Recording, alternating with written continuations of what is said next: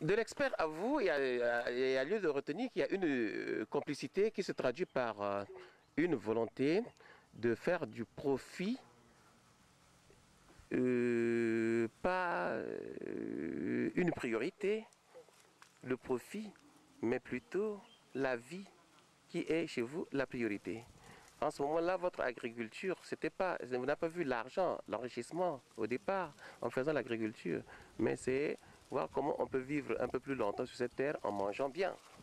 Effectivement, quand vous dites que bon, il n'y a pas le côté pécuniaire, ce côté-là vient.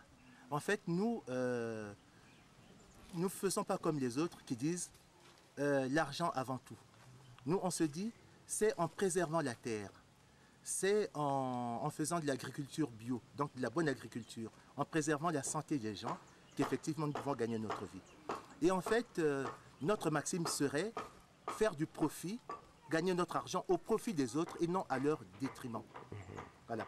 Et on ne serait pas fier de savoir que nous avons vendu des légumes pleins de produits chimiques, de pesticides, et que ces personnes-là sont à l'hôpital. Vous voyez, à quoi servirait cet argent-là?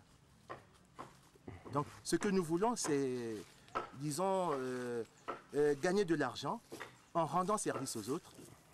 Et cet argent, on ne veut pas le gagner seul. Nous voulons ramener l'agriculture au niveau de tout le monde. Parce que souvent, les gens se disent, tiens, moi, je peux faire de l'agriculture parce que ça coûte cher. Non. Parce que là, si vous faites cette agriculture en utilisant, disons, des méthodes traditionnelles, de compostage, d'enfouissement, de traitement phytosanitaire, disons, bio de vos légumes, mais vous évitez tous les intrants chimiques, mais qui souvent grèvent le budget du maraîchage. Et donc là, on se dit, puisque nous arrivons à le faire avec des moyens qui sont des moyens vraiment modestes, mais pourquoi on ne mettrait pas ça au service de tout le monde? Aujourd'hui, bon, on ne demande pas à tout le monde d'avoir 9 hectares comme nous.